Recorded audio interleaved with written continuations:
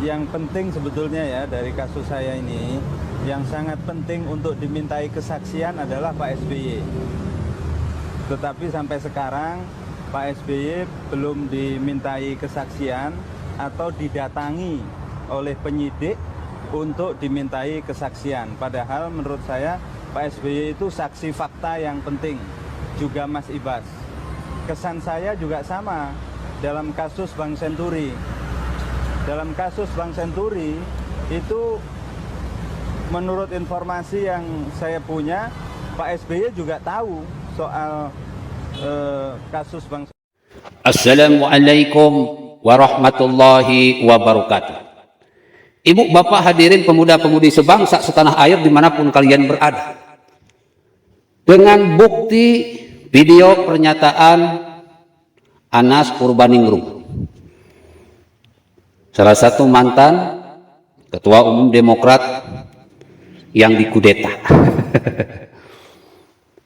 Kalau kita mau buka-bukaan, sebetulnya semuanya sudah terbuka. Masalah Anas Urbaningrum yang terjerat korupsi Hambalang. Kata Anas, sebetulnya SBY dan Ibas ini saksi kunci. Seolah-olah dia mengatakan bahwa seharusnya kalau saya dipenjara, SBY pun dipenjara dan Ibas pun dipenjara. Karena SBY dan Ibas ini sangat tahu permasalahan kasus dari Anas Urbaningrum ini. Bahkan katanya SBY ini sangat tahu berperan penting terhadap kasus Bank Senturi.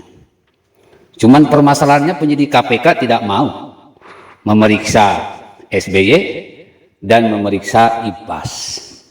Malah yang dijadikan tumbal adalah Anas Urbaningrum yang cuma seorang anak buah dari SBY. Jadi makanya mata Najwa jangan terlalu fanatik dengan yang namanya Novel Baswedan sampai bela mati-matian. Dia ini kan kasusnya dihentikan di zaman SBY. Dia diangkat jadi penyidik KPK di zaman SBY. Jadi kalau dia merupakan simpanan SBY ya wajar. Sehingga di kasus KPK, di kasus Bank Senturi, di kasus Anas Urbaningrum, ini di kasusnya ini ya dijadikan tumbal.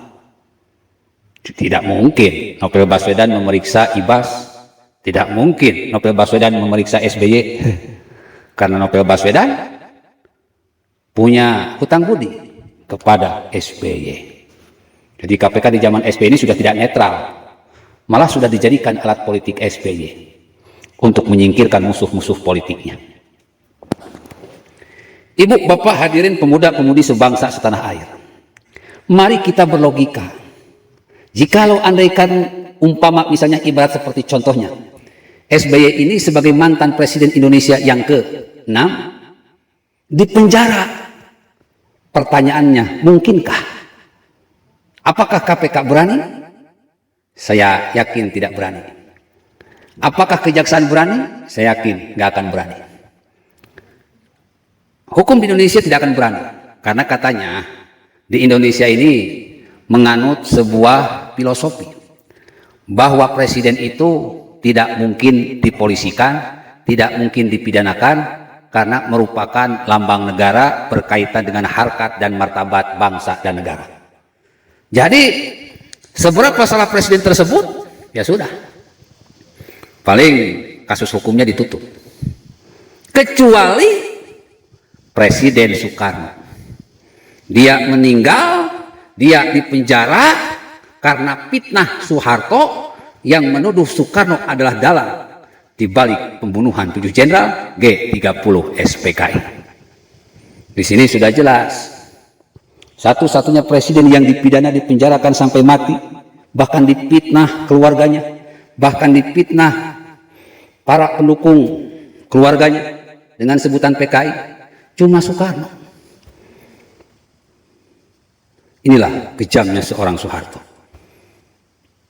Masalah kasus SBY ini sangat mudah.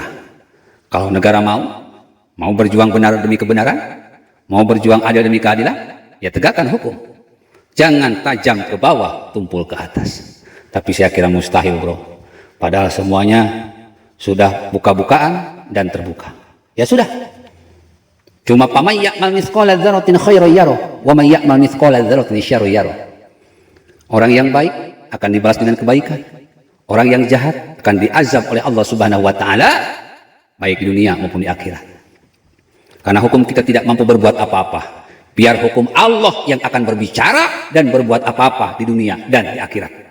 Karena rumusan Allah sudah jelas. Ala laknatullah 'alal zalimin. Allah melaknat orang-orang yang jahat. Billahi taufiq wal hidayah. Wassalamualaikum warahmatullahi wabarakatuh.